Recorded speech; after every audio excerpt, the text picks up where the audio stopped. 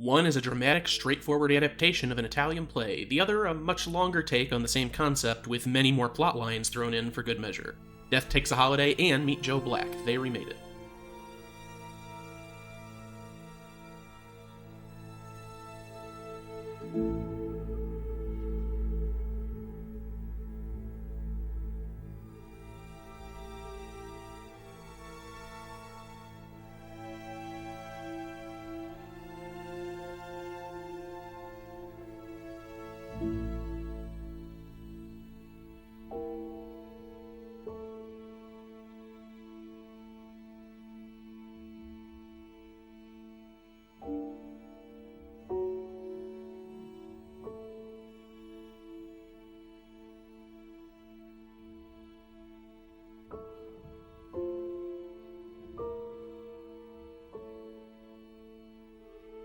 Hi, and welcome back to another episode of They Remade It. I'm your host, Stuart.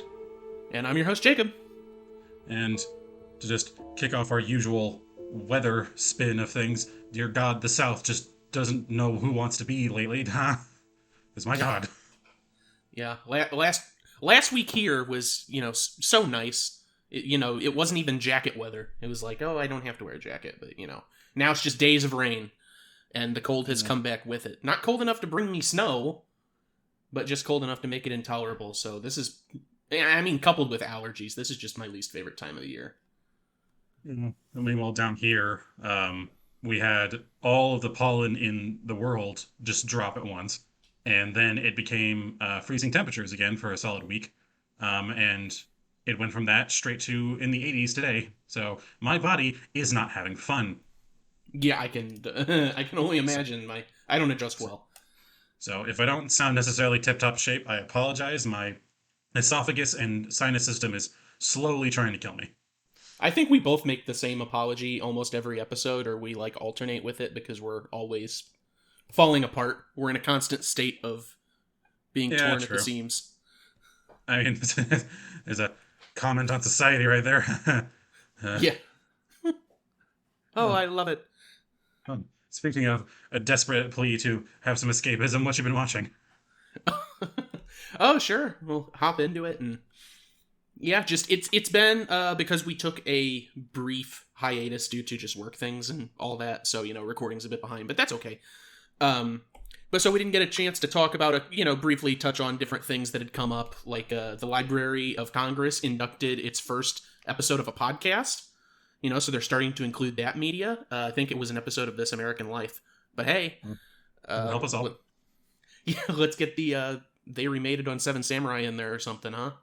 Hell yeah! Come on, Joey, let's go. Yeah, finally, he did something for the people. I'm surprised I don't hear him referred to as Joey Biden more often. I would do it, even if you didn't want me to. Yeah, he probably hates it. That's hilarious. I like it. Oh, jeez. I don't... Weird slant at the beginning of this one, huh?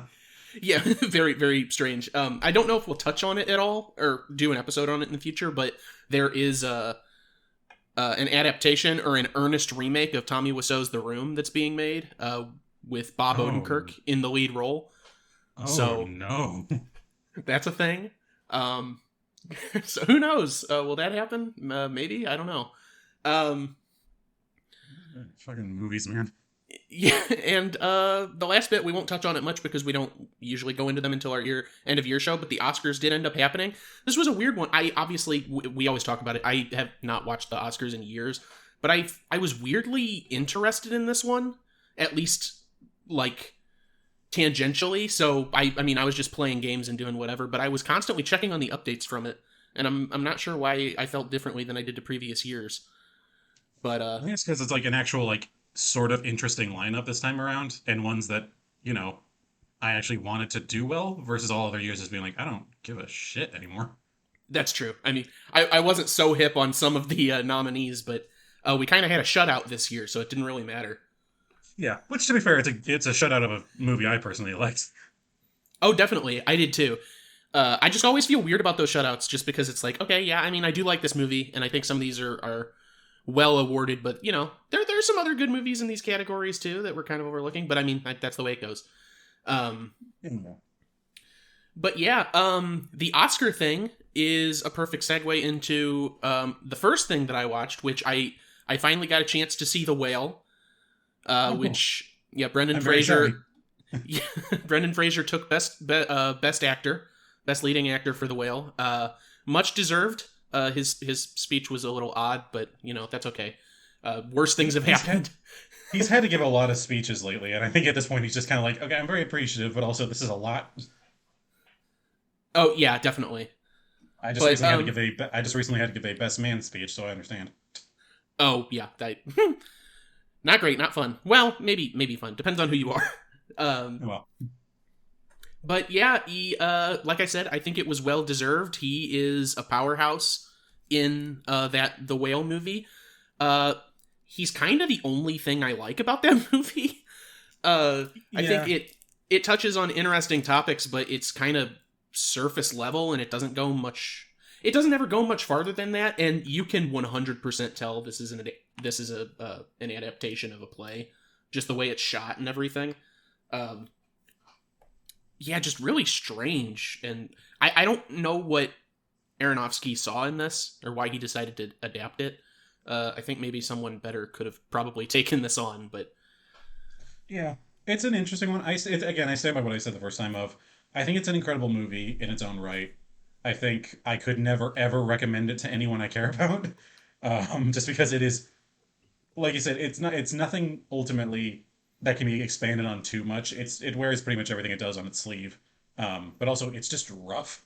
So oh yeah, it's really rough too. I mean, it did for all those for any complaints I have, it did get me to feel, and it didn't. Maybe at times it did, but overall it didn't necessarily feel manipulative, which I appreciate because a lot of times that's really easy to spot. I will say that yeah, probably my least favorite part is the lack of subtlety is jarring. Like yeah, just yeah, Moby Dick is a metaphor. They hammer it early and they hammer it hard, and it never really stops. And I guess at least it's sort of an underlying theme, but it at some point it's just like, come on, guys, what are we doing here? considering all the movies though that we've watched that have had such a nebulous like theme going on with it, sometimes I can appreciate one that goes, "Here's the theme, and you are going to hold on to it with both hands." I guess so. Like, I can appreciate that. It's like they know what they wanted to do and they did it. Like, fine, like let's get this done and get the heck out. That's fair. Yep, can't fight that. But yeah, that is the whale. Moving on from that, this is a slightly weird one. I rewatched Mel Brooks's History of the World Part One, which is one of his lesser talked about movies, and for some reason I actually enjoy it more than a great number of his movies. I like it more than Spaceballs, that's for damn sure. But the the reason I watched it is because Hulu just came out with a sequel series to the movie called History of the World Part 2 40 years later. It's a mini series, and it's got like Josh Gad and Jack Black and all these fucking people in it running around being historical figures. Um, Huh. so I rewatched part one, fully intending to watch at least the first episode of part two to see how it fared, and I didn't end up doing that. I completely forgot about it. But yeah, as far as part one goes, it's fine. I think it's got a lot of early Mel Brooks staple humor that holds up really well in small bursts, but the movie has a massive pacing and plotting problem that it doesn't really know what to do with. There's a section on Rome in the movie, and there's a section on the French Revolution that are like 5 times the length of all the other segments, and they just kind of overstay their welcome. And I think if they sort of kept themselves to smaller bursts of things with just quick jokes and then moving on, it probably would have fared a lot better, especially on a rewatch. And sorry to interrupt the hard hitting action right now, but apparently I don't know how to use my microphone setup, so my audio should sound a lot nicer now. So sorry. Yeah, at least that's the hope. At least I mean, Stu pretty much he stopped me dead in my tracks on my Mel Brooks talk because he desperately didn't want to talk about that movie anymore, and started fiddling with Audacity and mic settings and stuff. So Mel Brooks is a tired. everything should be Mel good. Brooks is a tired hack. I don't mean that. I don't really have an opinion on it one way or the other. Well, then don't watch History of the World Part 2 because he's the head writer of the show. He's like 94 or something. Jesus Christ. Yeah. I mean, go get him. I guess the last video I saw of him on Twitter, he was looking a lot worse for wear. Which obviously, he's old, so it makes sense. But whenever you see people like Dick Van Dyke that are like in their 90s and they're doing cartwheels and shit, you're like, oh my god, it's much more noticeable. That's a bit unintentionally relevant because apparently he got into a car accident a few days ago. Oh my god. Well, I didn't see that. So just as a heads up, in case by the time this airs, something else has happened. Yeah, I deeply apologize. That is not that's just too perfect. Unintentional. Oh, but yes, that is History of the World Part 1. And as to not dwell on my selections, another one that you watched before I did, and another Oscar tie, I finally got around to watching Pinocchio, Guillermo del Toro's Pinocchio. Fantastique. I don't know why I decided to put that spin on it, but yeah. That's not even Italian, that's French. There's honestly not much that I can say on it that would feel like informative or revolutionary or whatever. It's a good movie. It's a great adaptation. People were talking about it's the best Pinocchio movie of the year. I mean, it might be the best adaptation of that period because I think it's better than the Disney Pinocchio. Disney Pinocchio has great animation, and it did a lot of really great early work for like the underwater stuff, but the story leaves a lot to be desired, and I think that's... Even though they changed stuff from the original source material, the original book, they did kind of run with the broken nature of the storytelling, which I think negatively impacts it. And Guillermo del Toro's not only is great to look at and has fantastic animation, but it corrects a lot of the, story qualms that I have with the original. So, good movie. Oh yeah, I loved it when I saw it. And it's just like, hey, cool, historical as well. Oh yeah, it's fantastic. I don't know why. I thought that it was going to be a lot closer to the book than the original Disney one was, and in some really minor, well, I say minor, in some major ways it is, but they're kind of few and far between. I'd say that overall, maybe the Disney one is closer, just without the darker implications. Yeah. But Guillermo del Toro and his crew and the writers, they did a great adaptation with the directions that they took it.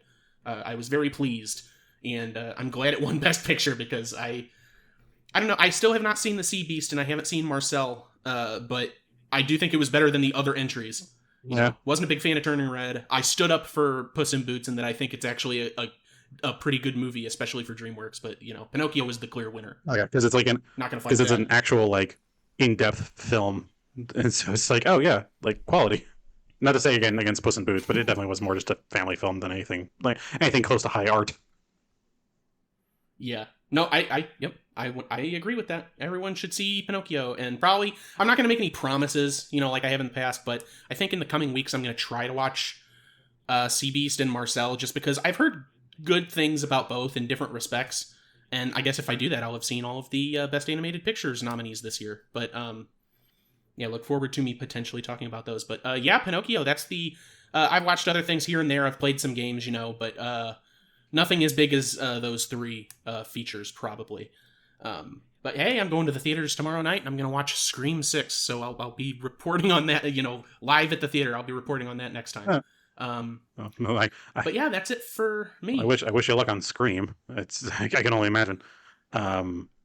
I have heard great things about Scream 6, surprisingly, and I was kind of mixed on 5, I think, but fair. I think because 6 is moving away from the legacy fucking that Scream 5 was doing. Like, look at all these characters that are back, and look what they're doing. 6 apparently gets away from that, which is good. So we'll see. Without wanting to turn into Screamcast, I did actually really like the marketing that they've done for it. Like the first trailer or poster that came out, like it's the Scream mask, but like with the New York subway train system map. And I was like, okay, that's cool. That's creative. It seems like people are actually having fun with this. Right, and I think it's a good trailer too. I think I was negative on it when I first saw it because I didn't understand why we were doing it aside from money. Because Scream 5 was like I said, here's all these characters from the original film, all these actors, like Jurassic World Dominion or Ghostbusters Afterlife. It's like, you love all these characters. This is an end to the story. It felt that way. So when I first saw the trailer, I was like, what the fuck is that? Why? But you know what? In terms of, being shot and the feeling that just the trailer on its own gives you, it's a good trailer. Yeah. Good trailer, good poster. So basically, its marketing was like the exact opposite of the marketing situation that happened with the movie Babylon. Speaking of which, I watched some of Babylon. You watched some of Babylon? Yes, let's get into yours. I've been hogging this. I know, it's fine. I found I'm not even gonna try to be shy about it. I found someone had posted chunks of the whole film online, and so I just watched bits of it because I didn't, as with everyone else in the world, I didn't know what the fuck it was about because all the trailers and all the like marketing was among the most god awful I've ever seen because it did nothing to actually tell. Like, okay, based on, I'm gonna ask you because I don't know. Do you know what the movie is about? I No, I have seen the trailer though, and I have my own headcanon. What I've seen the trailer like 3 times since I've been going to the theater more I want often. you to give me a brief thing of like what do you think the movie is about based on the trailers you have seen? Based on the trailers I've seen, which it has now been probably 2 months since I saw one, so we'll see. It is based on. It is a fictionalized telling of a potentially true story from around the dawn of film, at least in America, and it's about a wild director who finds his muse, and they have crazy sex parties. You are a solid maybe 45% of the way there based on the trailer. Okay, Honestly, okay, probably perfect. more like 30 when I get right down to it. But the film itself is Okay. actually about the period of American filmmaking, specifically dealing with the transition from silent film into well talking film, like actual audio filed film. Um, and it centers on the kind of eccentric and debauched lifestyles that so many of those early Hollywood starlets and directors and everything and actors all lived under before the coming of talking films and the eventual coming of like basically film boards and that sort of thing and like greater control over like how the process is done. And it's like that's what the name Babylon is referring to in the sense of referring to the actual historical Babylon and their kind of romanticized level of debauchery and decadence and everything. Like each man was their own god in this own way, and then their inevitable hubristic fall from grace and everything. That's what it's about. It is about it is about the showing the peak of Hollywood at its most Hollywood-esque and its inevitable crash down, centering on three individual characters.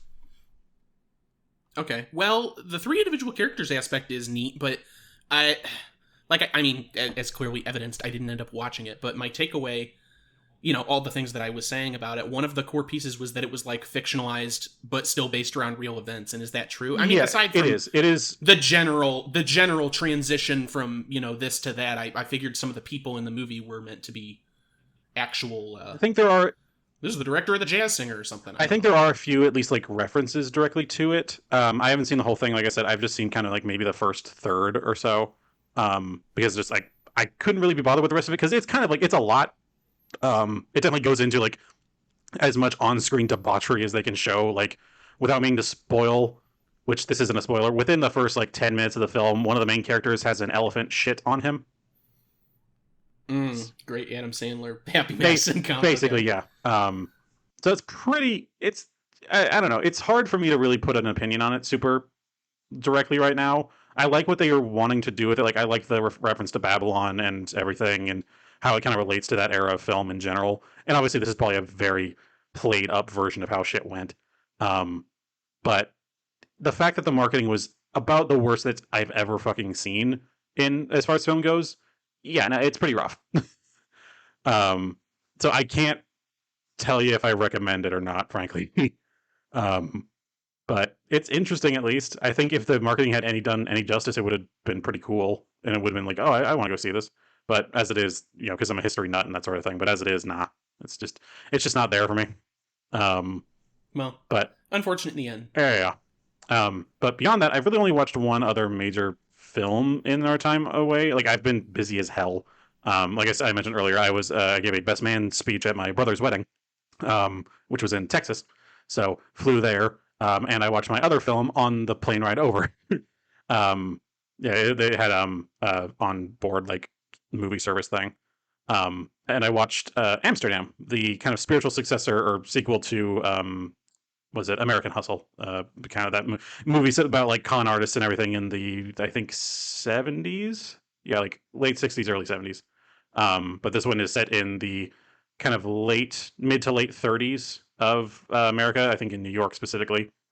Um, I think the best way I could describe it is inconsequential in the sense of I watched the movie and it's framed to be kind of like a dark humor noir, or it's like this mystery of these people getting like tangled up with these crazy things going on. There's obviously some grand conspiracy with all this stuff, but it never like it sets up a lot of threads that you think it's going to take, or you think it's going to do other things with, or it introduces characters that have like very specific slants to them and doing like particular activities, but then they just don't happen.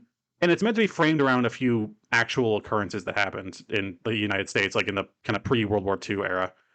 And I don't know, it's hard to describe it just because like the plot's just kind of all over the place, and I don't really. It just kind of safely concludes at the end, like, oh, we have this, like, oh, we need to clear our names, and it's like, oh, it's inevitably there's going to be some big chaotic thing. But it's like, oh no, in the end they found the papers that exonerate them, and they have an eyewitness, and they're cool with the cops now, and now they're all going to team up to do the, catch the bad guys in the act. It's like, oh, surely something crazy is going to go down. No, it all goes pretty much perfectly according to plan. No one really gets hurt, and then that's kind of it.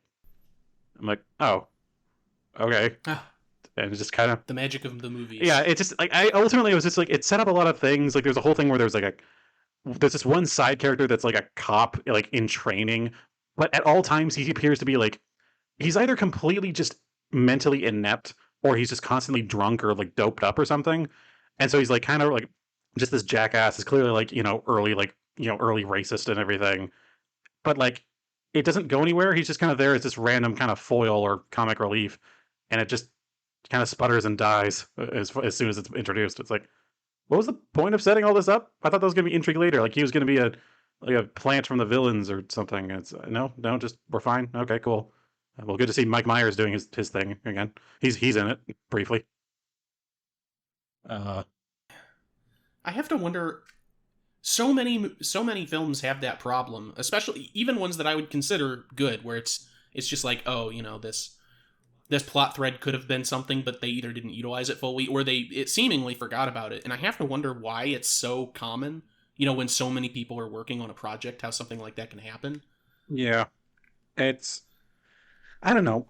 I think they're trying to do the thing again that they did a similar style in American Hustle, but the difference there being is that they actually had a pretty cohesive plot line through the whole thing, and it tied together with like real events that happened, in America. Like both movies start off with the line instead of based on true story. It has the line some of this stuff actually happened, which I think is funny.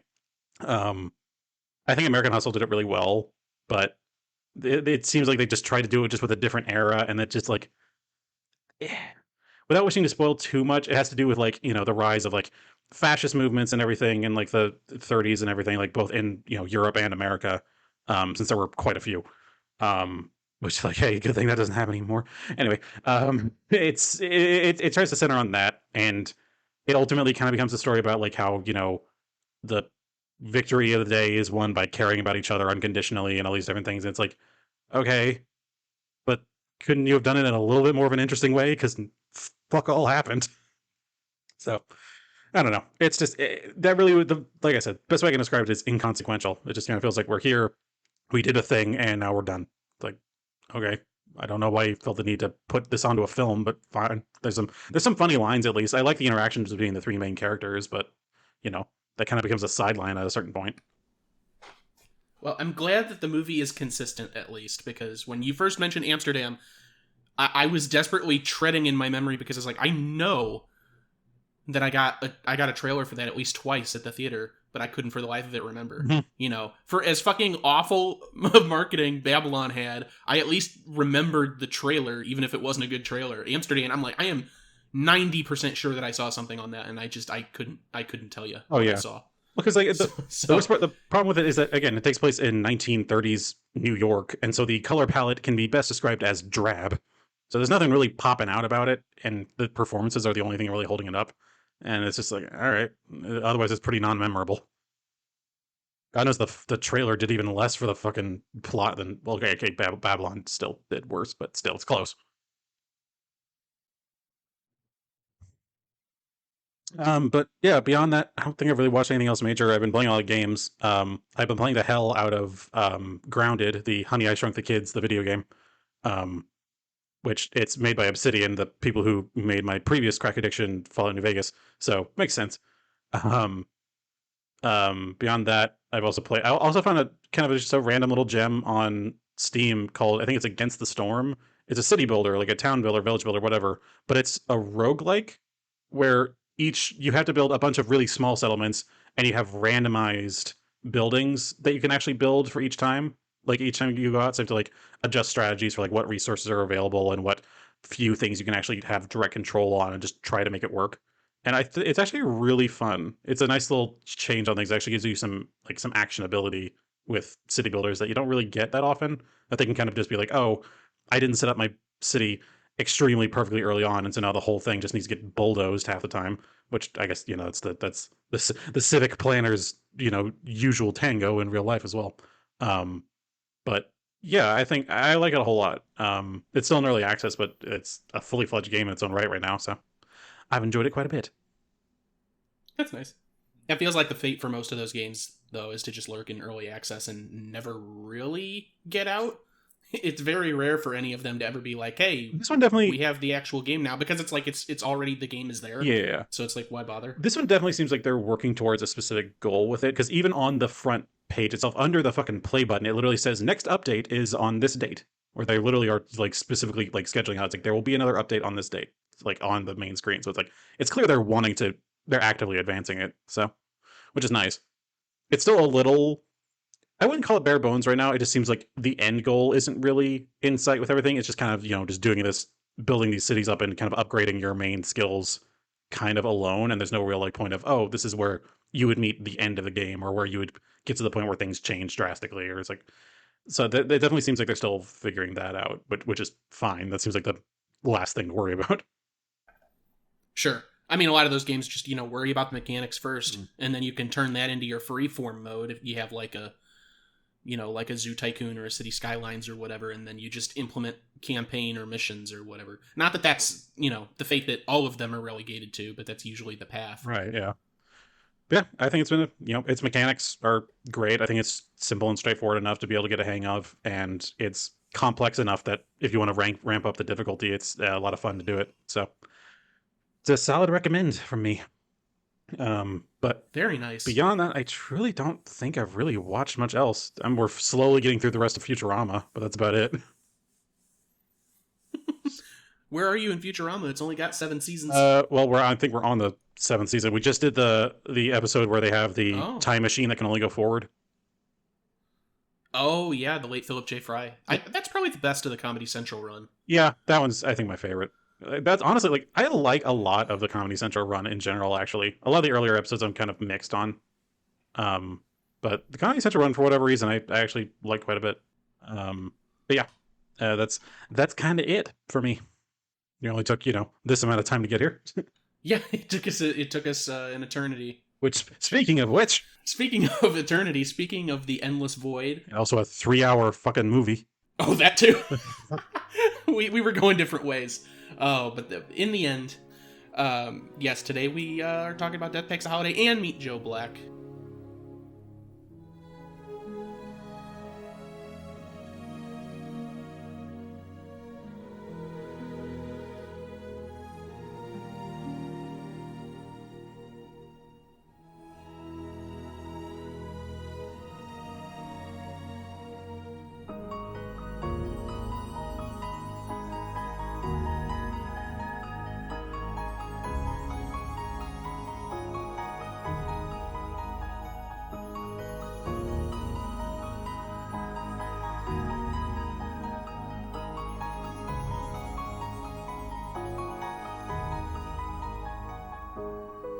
So, firstly, we will be discussing the plot of 1934's Death Takes a Holiday, directed by Mitchell Leisen?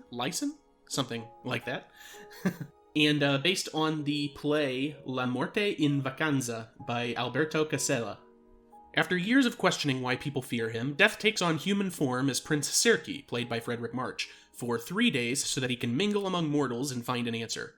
Following multiple events of him in shadow form scaring multiple groups on the way back from a party, he finds a host in Duke Lambert, played by Guy Standing, after revealing himself and his intentions to the Duke, and he takes up temporary residence in the Duke's villa. While staying, Death, in his prince disguise, engages in multiple activities such as fine dining, gambling, and pitching woo to multiple women, but fails to find enjoyment in any of it and seemingly rendering his experiment a failure.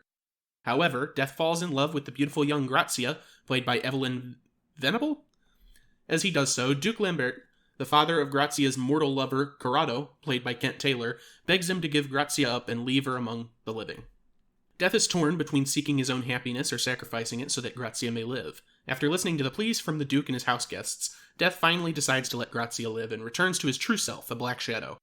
As he prepares to depart, Grazia chooses to go with him, telling him that she knew all along who he really was. Death then proclaims that love is greater than illusion and is as strong as death. He puts his arm around Grazia, and they both disappear in a flash of light. That's the end of that. Was that a short synopsis? Yeah, because honestly, there's not a lot that actually happens in this movie. Quick shots of gambling and shit for one.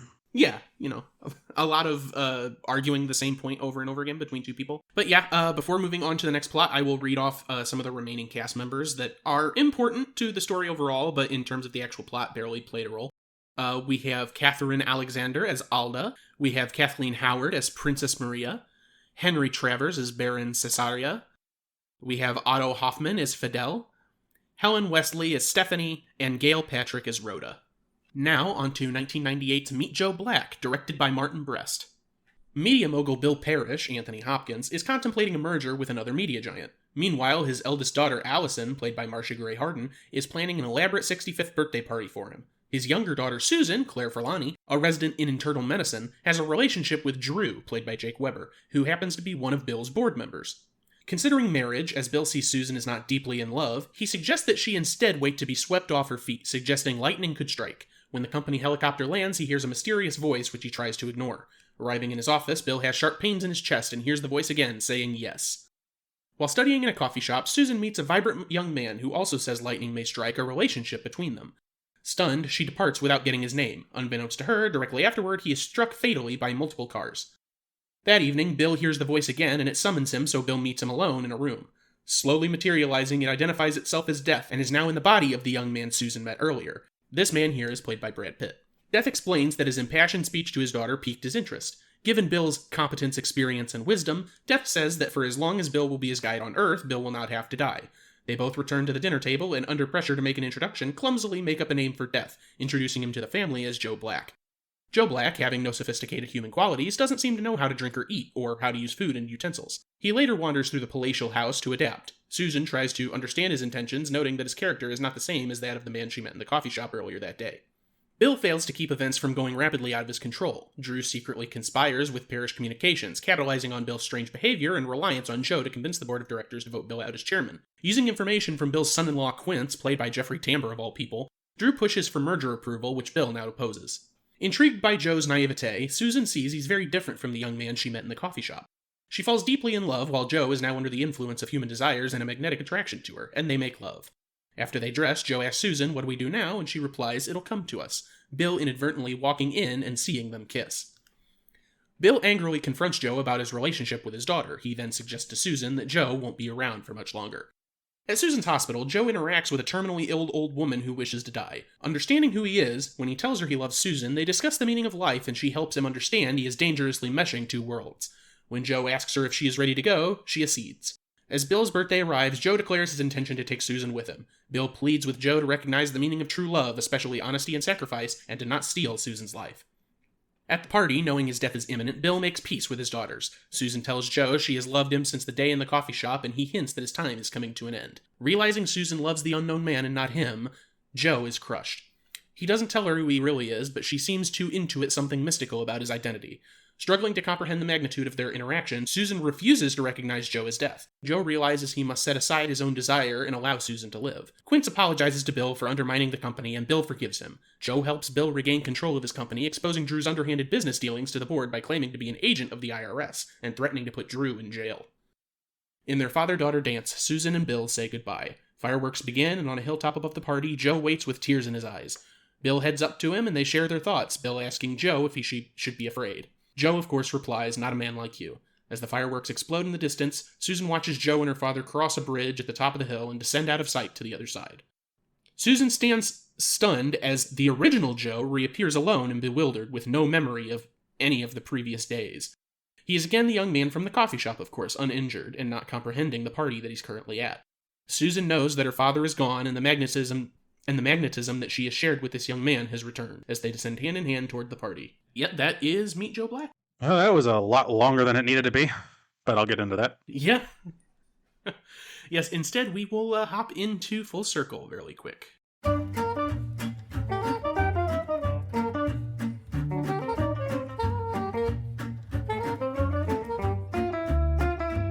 So we have 7 names this time around, and I didn't cut any of them out because none of them are background people, so I wanted to touch on everyone as importance. But we will make through it. We will make our way through it relatively quickly here. Firstly, main star Frederick March was Death, of course, or Prince Serkey in 34's Death Takes a Holiday. He was also the main character Norman Maine in 1937's A Star Is Born. Oh, yeah. You had to think. Yeah, I was like, who the oh, yeah. Mr. Maine. Gail Patrick was Rhoda in 1934's Death Takes a Holiday, and she was also Barbara Drew in 1945's Brewster's Millions. And now on to the Meet Joe Black connections. One of the 2 big ones here. Anthony Hopkins, of course, was the main character. Well, one of the main characters, William Parrish, in Meet Joe Black. He was also Daniel Webster in 2003's Shortcut to Happiness. Remember that? And he was also the narrator of the 2000 Jim Carrey vehicle, How the Grinch Stole Christmas. It's very two alikes and one different there. Yeah, that's true. Hey, Daniel Webster doesn't necessarily have death in it, but yeah, it is the devil. As far as its general, he's dealing with the afterlife. As far as its general vibe, you would be surprised. Like, I wouldn't be surprised if someone said, like, "Oh, Anthony Hopkins was filming both of these at the same time. He was just going across the street to the other set." You know what? That actually, I would not.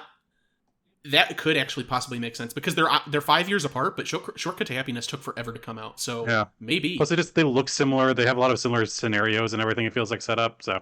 But not to that's not the only 2000s Grinch connection we have because Jeffrey Tambor showed his face again as Quince in 98's Meet Joe Black. He was, of course, the Mayor Mayhew in How the Grinch Stole Christmas 2000, and he was Tom Manning in 2004's Hellboy. Right. Weird actor, but a good guy.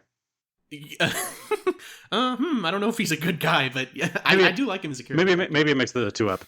Good actor, weird guy, but good actor. Yeah. When he's not screaming at people on set. Yeah. He's a good actor.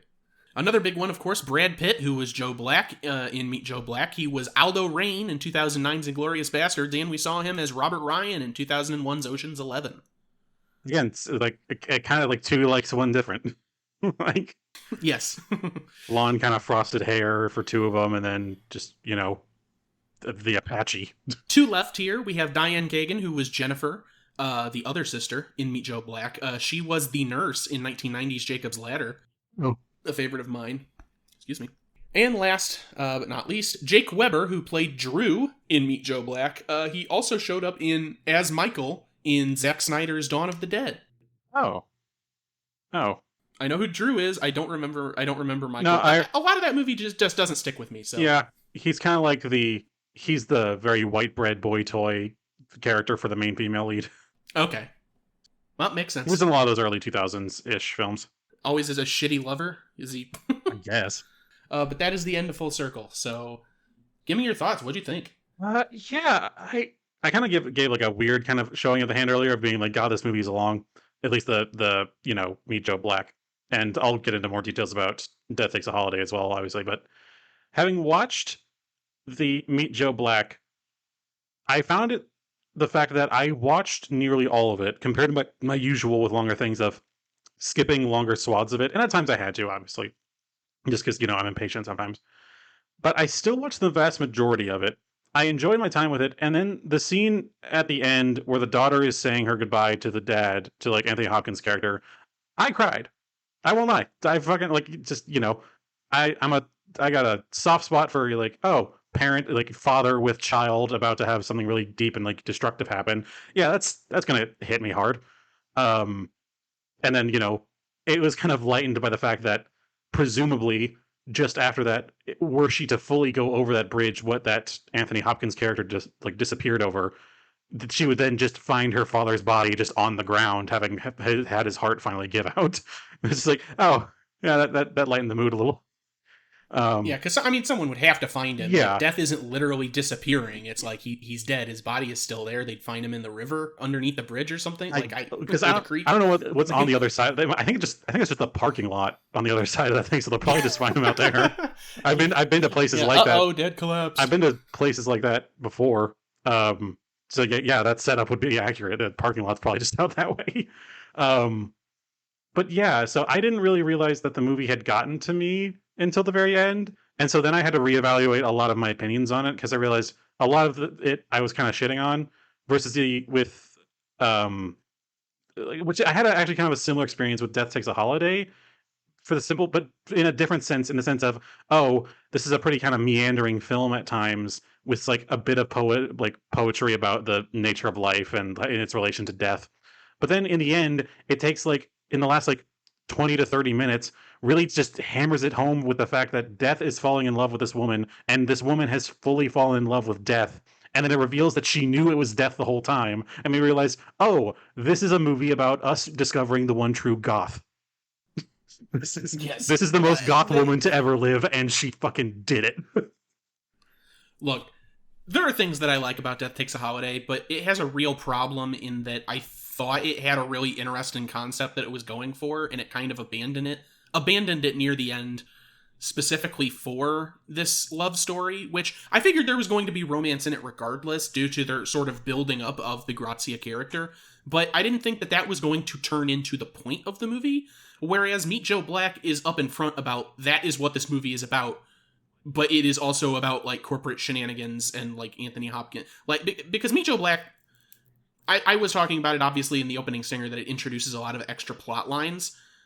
But to be said, it doesn't feel like any of them are rushed because the movie is fucking 3 hours long. Yeah. So it's not like they're scrambling to include a bunch of extra things. They take their time. Yeah. Which I gotta say, but honestly, the romance stuff is up in front in... no problem.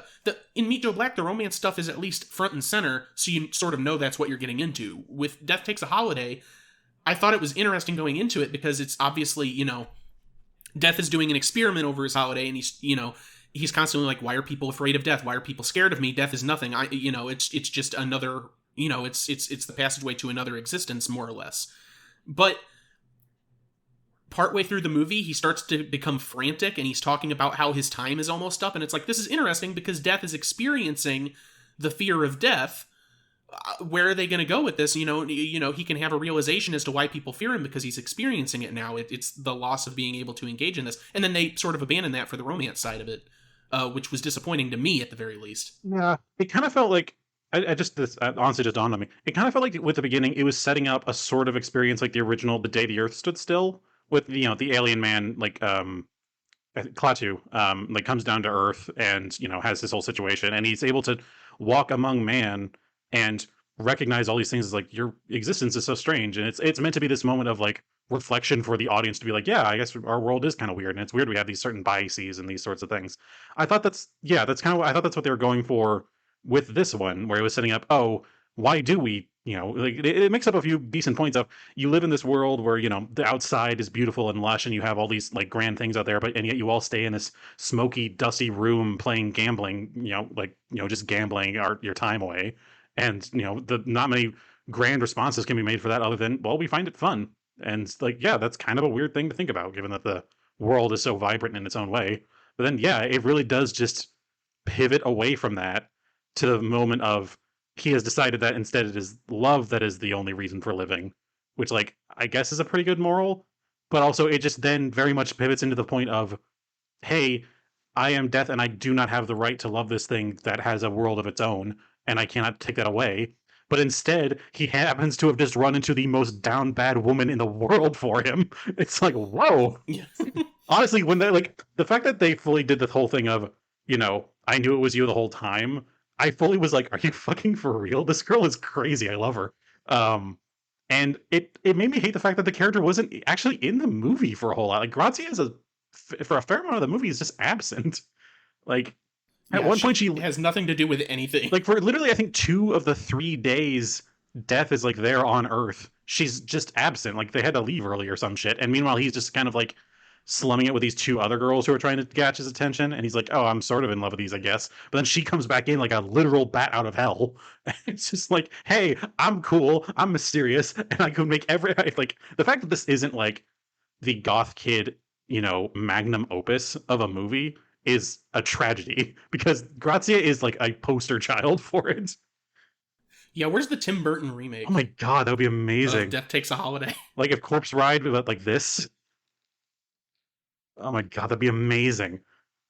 As it is, we just got the really long version of it, which again, I've been shitting on the length of time for Meet Joe Black. But for the life of me, a lot of occasions I'm trying because I've complained on this show before about movies with concepts that just like don't go anywhere, or like they have just such a frenetic plot that it's just kind of hard to keep up with anything. And so the fact that this one actually takes the bold enough step to actually have moments between characters that are drawn out and actually like let you simmer with them and the simmer in the performances, I have a certain amount of respect for it. I really did feel engrossed in it at a certain point. I think Brad Pitt as an actor is a bit of a piece of wood, but given that he's playing death now become mortal, it kind of fits. Yeah, it works because he's like an alien, to harken back to that "Day the Earth Stood Still" comment. He's like an outsider that just stands there and strangely deadpanedly eats peanut butter in front of all these cooks, and they're just like, okay, can the scene progress now? Yeah. And it doesn't necessarily feel strange because the character he's been given. So yeah, I'd say it works. I would think that pretty much everyone in Meet Joe Black is pretty well cast. I'd be hard pressed to find someone that. It's weird seeing Jeffrey Tambor in this sort of role because he usually plays the blowhard that he would be the Drew role. Yeah. The one that comes in and is sort of the foil for the protagonist because he's so good at being angry and blustery, which I think kind of infected his real life. But here he's kind of it's weird because I wouldn't have pictured him in a role like this, but I think it works really well as this sort of genial whatever, and the movie paints him as a snake for a good portion of it, but as things unravel, it's like, oh no, his heart really is in the right place. He's just stupid and likes to please everybody. Like it's a weird role for him that I think works in the end. That's kind of actually bring up a good point of there's a surprising amount of depth to all the characters in this, which you wouldn't expect with this style of film, with like the kind of romantic comedy-esque thing, but it's really not even that funny. It's not even really positing itself that much as a romantic comedy. There are like lighthearted and sort of funny moments, like the very fish out of water moments with, death. But it's weird whenever the chips are down and you're actually able to sit with some of these characters for longer. And like Jeffrey Tambor's, that's his name, right? I'm sorry. Yeah, Jeffrey Tambor. Yeah, played Quince. Yes. It's like when we get to sit down and like see him and like at the end there where he has a moment of like emotional breakdown for a brief second before like recomposing himself and everything. It's just you don't expect it with these kind of films. You kind of expect it to just be people have pretty two-dimensional moments and just meant to kind of propel a plot along. But even characters that are even kind of deliberately given little screen time, like the other daughter to the main Anthony Hopkins character, she has a moment at the end, where like the whole time she's meant to be this very type A, constantly trying to get all the things lined up for the big birthday party and everything. But there's a lot of moments at the end where it actually goes like, no, I'm being ignored. This is heart-wrenching. I'm trying to do something for my father who clearly prefers my sister to me, and it's going nowhere, and I hate it. And yeah, that's a very real and raw kind of moment on a few occasions with her. And it's just like, you don't expect that from a character that's really just meant to be a foil more than anything. She's just, again, meant to be kind of like representative of like another stereotype or a trope, but it actually expands on it. It actually has fun with it. And I'm like, huh. For a movie like this too, like you were saying, it's not really a romantic comedy. It's a romantic drama that has some comedy in it. And that's just due to some of the writing and just to present some levity. But while watching it, oftentimes I forgot it was sort of that dramatic movie because it's lighthearted. Excuse me. It's lighthearted for a good portion of the movie. And even in the end, with as depressing as you could say that is, they still try to keep it upbeat with the reuniting of Allison with the original Joe Black man played by Brad Pitt, which I don't think we ever get his actual name. It doesn't really matter at this stage.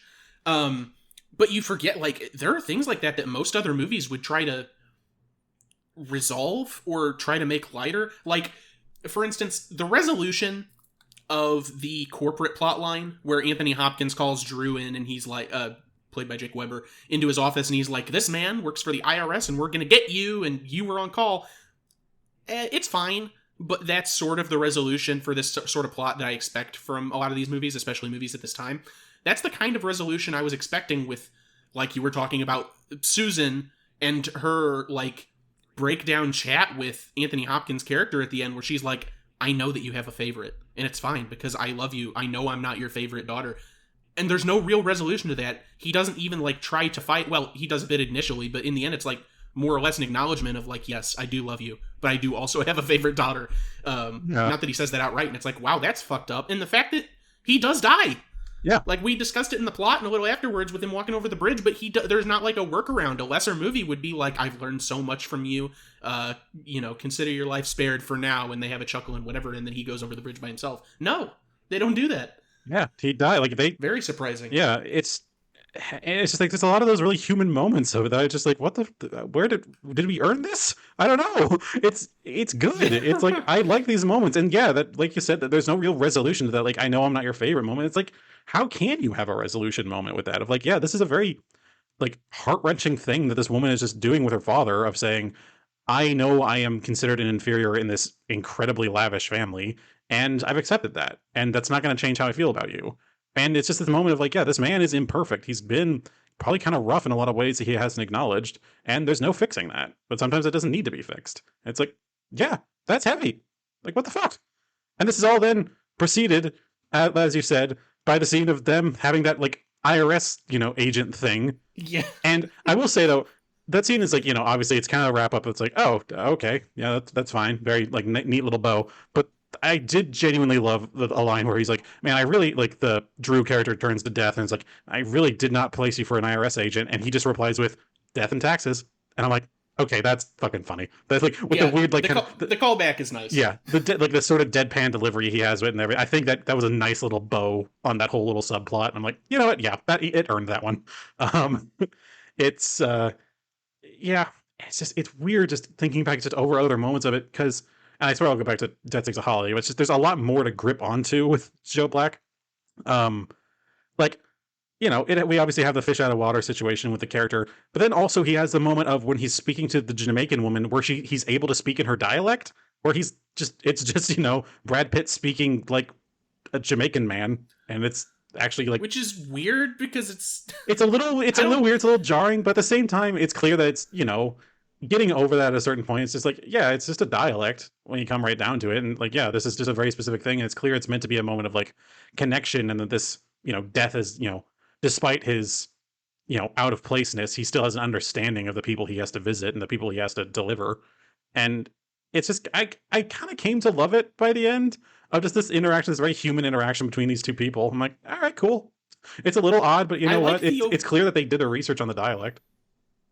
Yeah, I like the overall scenes and the connection between them. I think that's an interesting character because, their first interaction when she sees him is just like, I know who you are. They get left together and she's scared and is like, I want to die.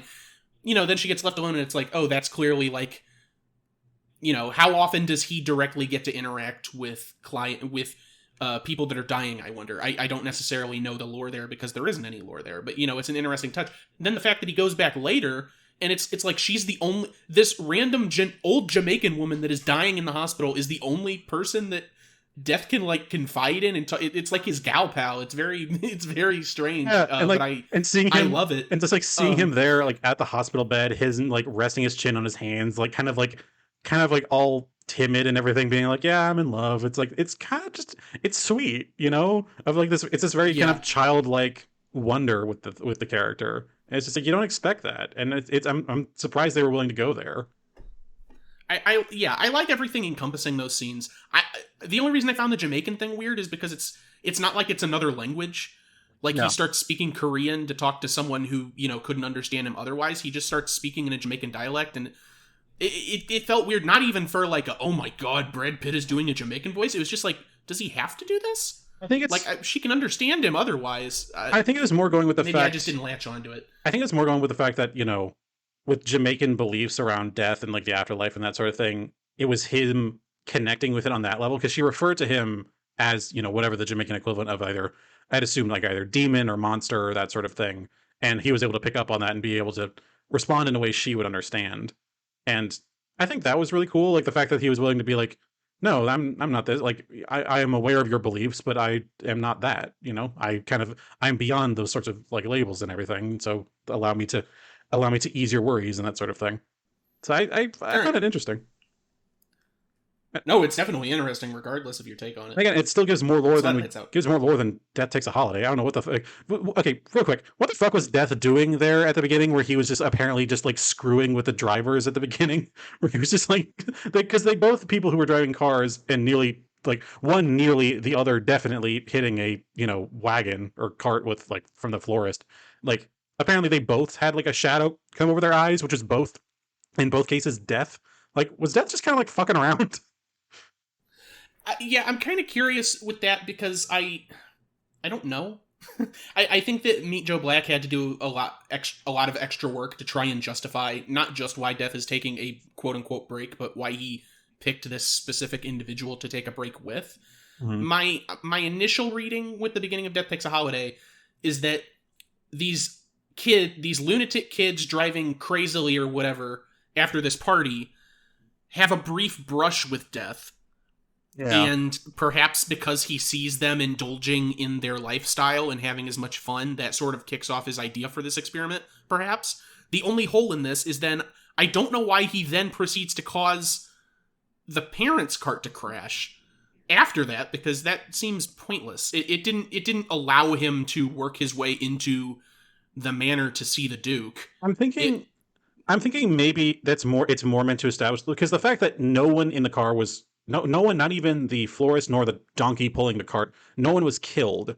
I'm willing to bet it's meaning to say that Death became interested after seeing the first car and then brought himself into the world more directly at that point and was basically interceding on their behalf to be like, because we see later on, once Death's on holiday, there is no death on Earth for those 3 days. Yes. I think it's meaning to be like he's now interceded with them and is preventing them from dying, because now that he sees like, oh, here's this upper crusty family who's about the world, I can insert myself into their way, so I better make sure no harm comes to them.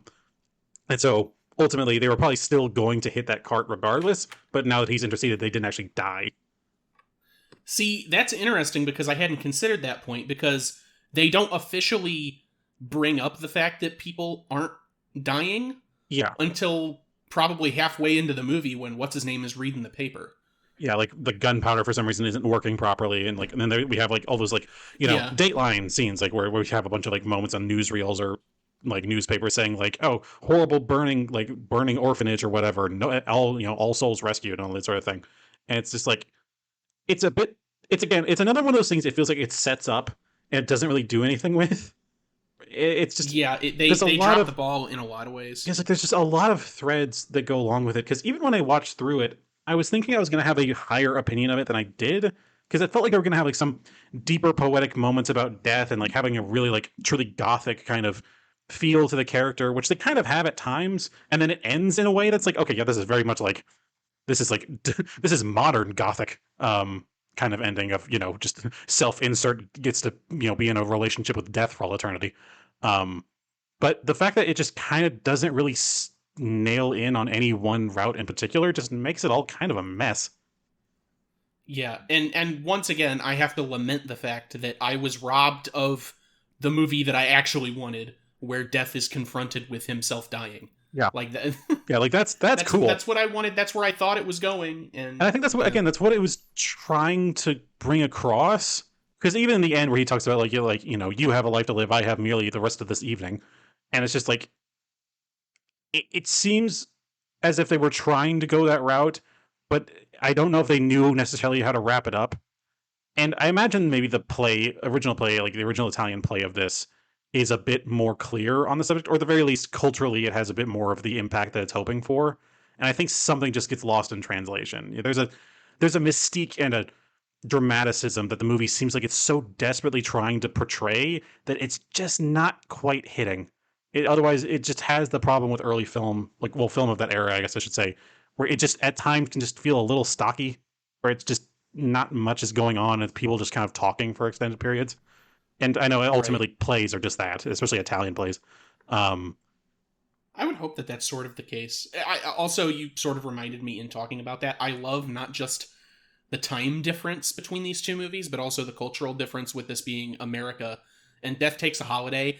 I can't really tell, based on the names, if it's supposed to be America or if it is meant to be like a weird Americanized version of Italy. I think it's meant to be Italy, just because of the fact of like the fact that the man himself, the main like head of the household, is himself a duke, and like it's even Yeah, stated and as that. Grazia and Corrado. And the name of So their yeah, villa, the name of their villa and everything is very Italian and everything. So I think oh, it's just a I very forgot about the villa. yeah, it's just a Yeah, very bastardized version of Italy, just in through an American lens. Um, but yeah, I like sort of the comparison between the two in that everyone Death is like a right bastard in the 34 a version, little bit. and he thinks so highly of himself and doesn't ever get comeuppance because he's Death. You know, what are you gonna do? So it's such a strange, like, even up to the end, everyone is so genial, and they're not fighting him on taking Grazia. They're pleading with him not to because they recognize his status in eternity, I guess, Also, compared to just the Americanized, like, Anthony Hopkins it's like, yeah, fuck off. berating him like, fuck you, get out of my house, I know who you are, I don't care. Yeah, what's like, USA. Yeah. But and also I gotta say again, it might just be a cultural thing as well again, but the family was willing to jump on the fact that he is death itself there at the end pretty quick. Like, I know the one woman like saw into his Yes. eyes and truly saw his nature, and obviously, yeah, she's convinced. But the rest of the family, like, they're just like, "What is this creep doing?" And the guy tells you, "I have to tell you the truth here. He is death." And they're like, "Oh, really?" It's like, I would have I questioned remember that at least a little. Like, what the fuck are I'm you glad you talking brought that up. about? Because I remember specifically watching that and laughing so hard because he's like, no, he has a secret, and they're hemming and hawing about it for like 5 fucking minutes. Oh my god! And he's like, all right, I will tell you, he is the Lord Death, he is the end.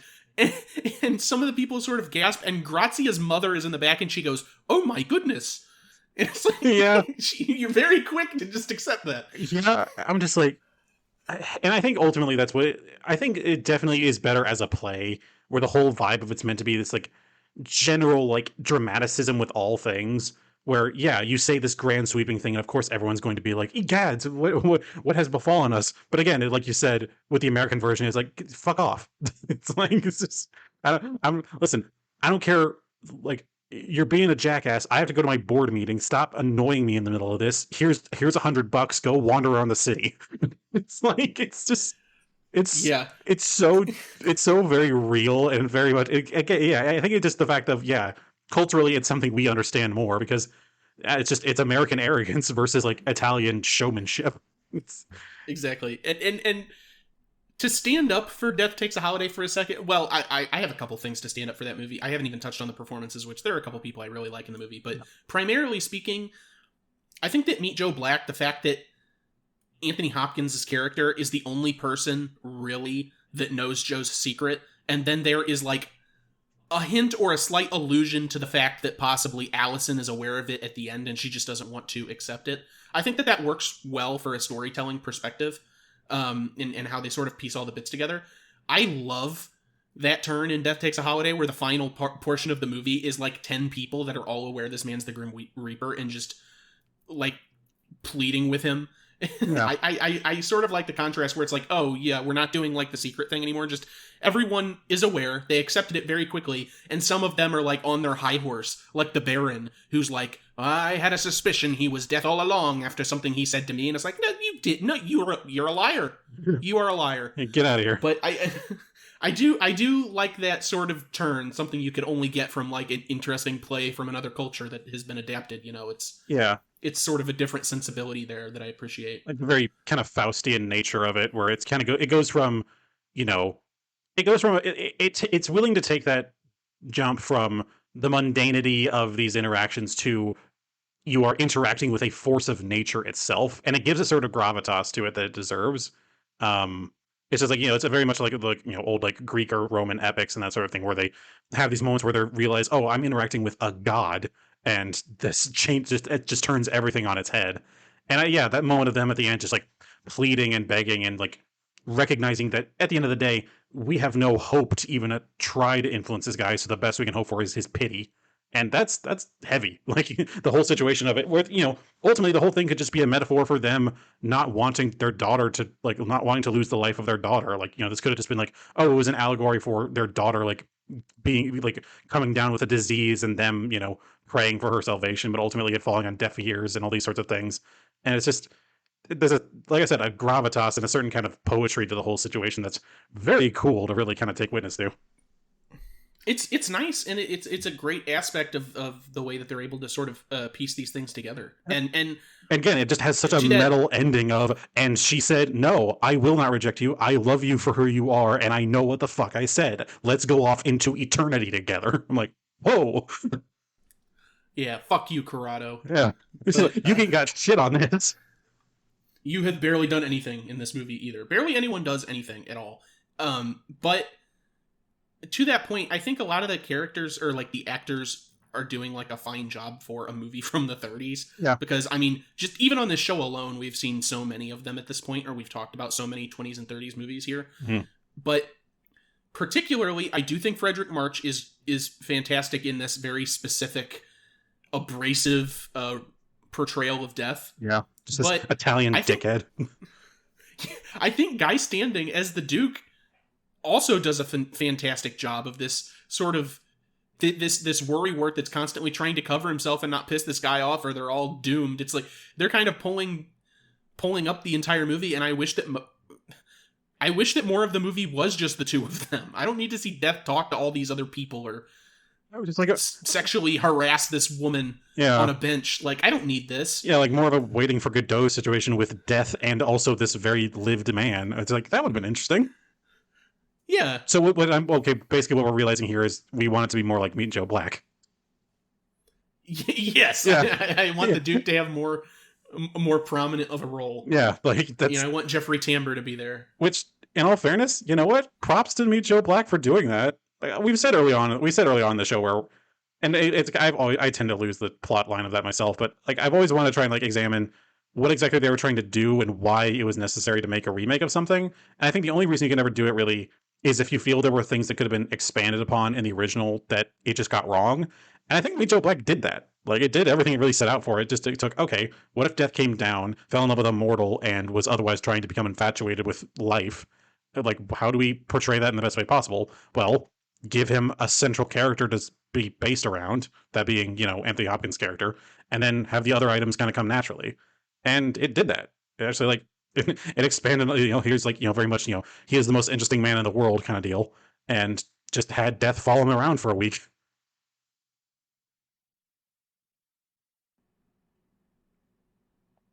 Yeah, sorry, I was silent for a really long time there because I was just processing everything you said, and I was like, Oh, that's fine. Yeah, I was worried. I was worried I lost the internet again. Oh no, I was just sitting there like thinking, like the hamster wheel turning. It's like I do pretty much agree with you. I don't, man, I don't even have anything else to say on that. I think that that's probably a good indication of, even if that wasn't the intention behind the remake, something good that it ended up doing, and the improvements that it was able to make. I do know for a fact that there was a Death Takes a Holiday in between these two in like 1971 or 1972. It might have been a made for TV movie, but I mean we've done TV movies here in the past, so that didn't matter. It's just this. The reason I chose this one specifically instead of the 70s one is because this looked like it would be different just because of the actors that were in it and just the poster and the trailer. I was like, okay, this one looks like it's very different. I didn't know that the difference would be a good thing necessarily.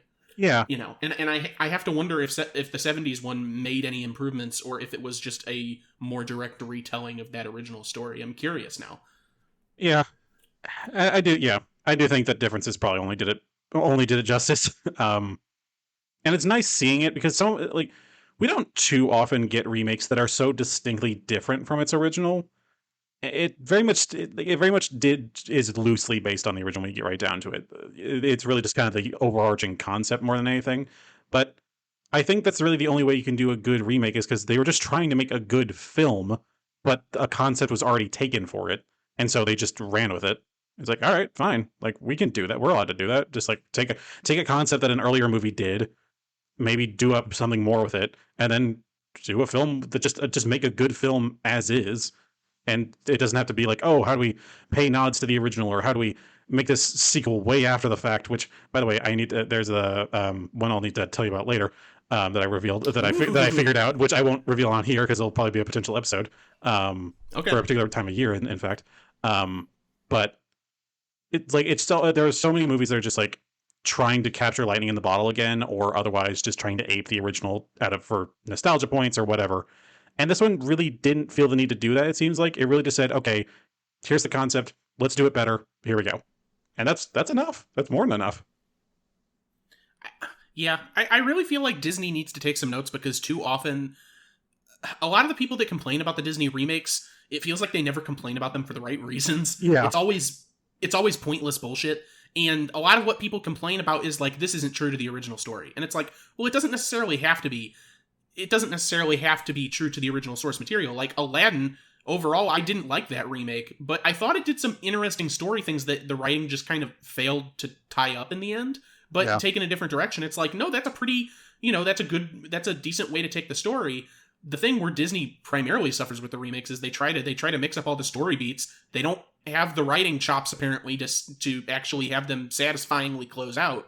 But then they try to mimic the style of their animated movie down to the T. So it's almost like you're watching the original now. It's just the graphics are better, like a game remake or something. It's like, oh, the graphics are slightly better. So, and I mean, I would say that applies to all of them except for maybe Beauty and the Beast. Yeah. Which I still think is probably their only good one, in my opinion. Which, that'll catch me some amount of flack. I keep seeing more and more people online being like, oh, the remake sucked. It's like, I thought it was fine. But, that's kind of besides the point. Yeah. Right. It's, yeah, it's just, I don't know. I when it gets right down to it, I'm always going to be the type who's going to want to be like, why do we need to feel the need to make a sequel to this that doesn't need a sequel, or make a remake to this that doesn't need a remake, and all that sort of whatever. But I don't dislike the concept of a remake when it is for the simple fact of most every possible idea for a story has at least been written down somewhere in the world. If someone wants to just do something differently with it, they should be allowed to do that. I mean, even calling, Meet Joe Black a remake almost feels wrong in a way, because it does so much of its own thing. But it is close enough that you really have to call it a remake. And so, right. it's just, at this point, it's just kind of comparing apples to oranges, really. Right, which I think is fine, especially for the show. I was worried about that years ago.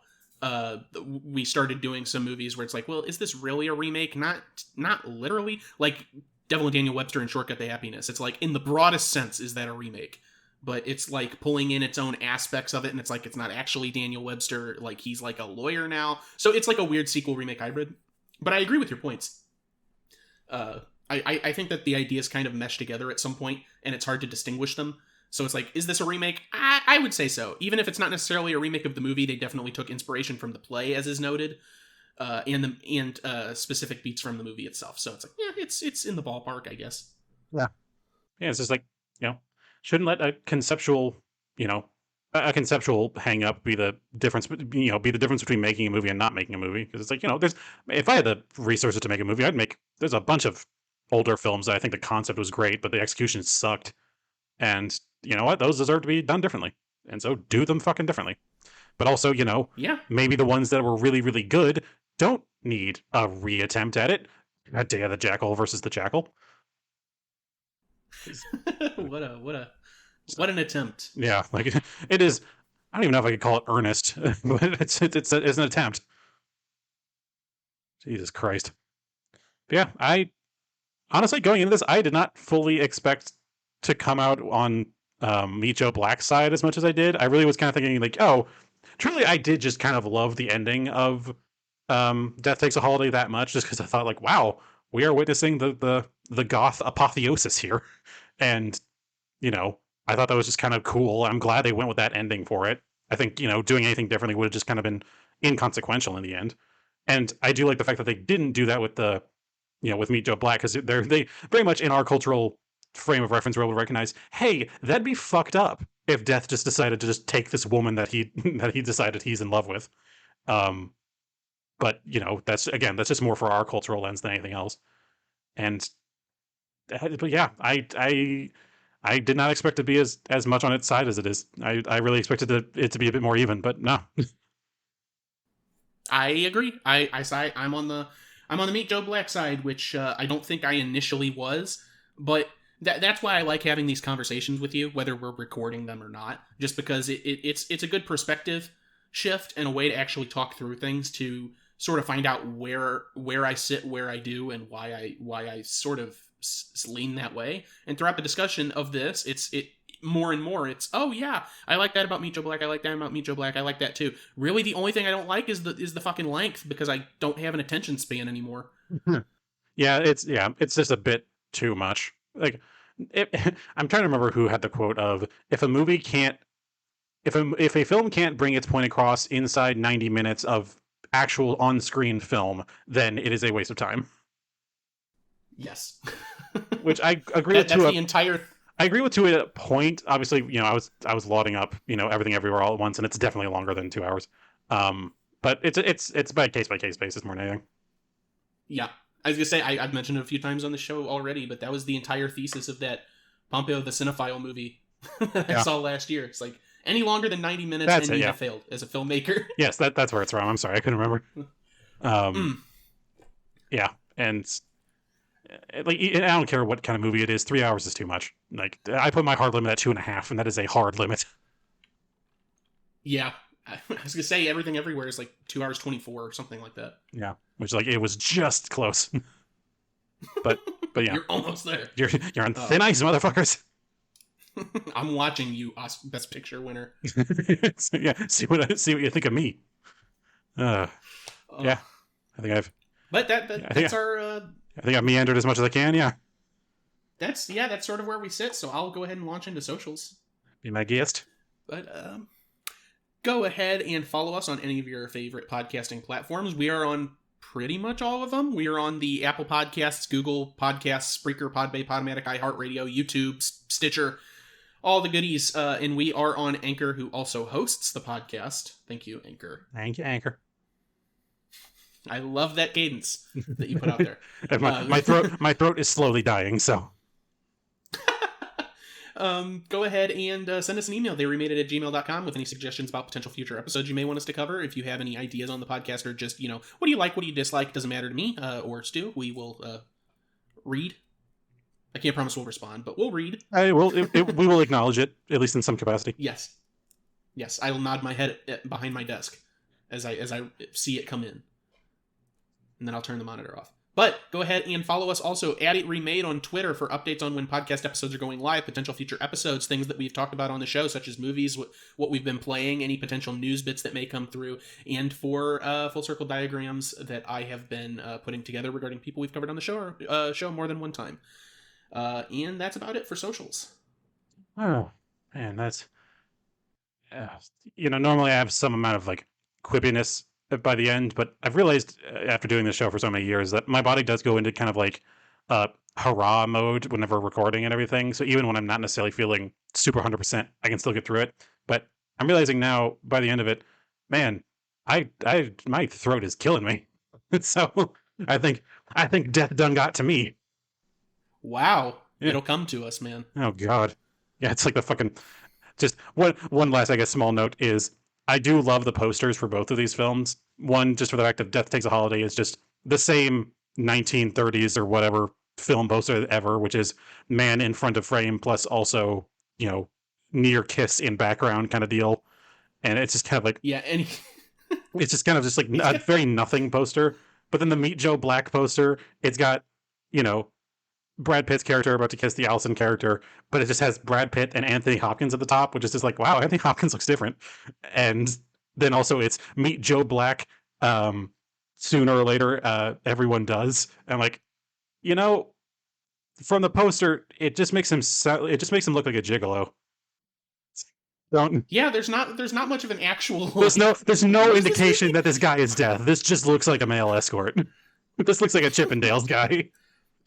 I'd say this is my first time seeing the Death Takes a Holiday poster, and I love the fact that he has like a monocle in the foreground that he's holding onto. He's like, my word, there's people making love behind me.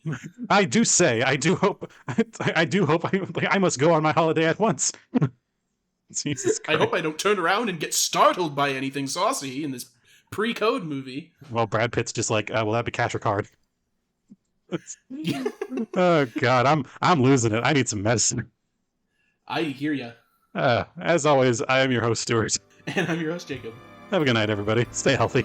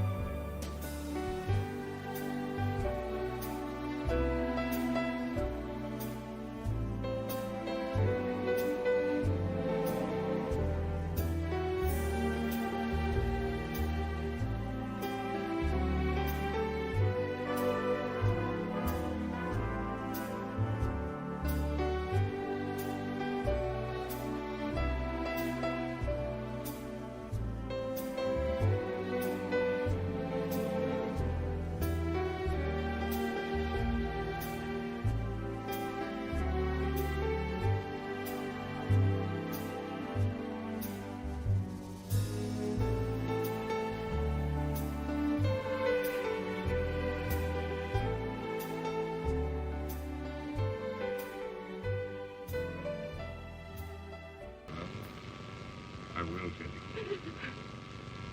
He is dead. His Majesty dead, amusing himself on a holiday, amusing himself with love.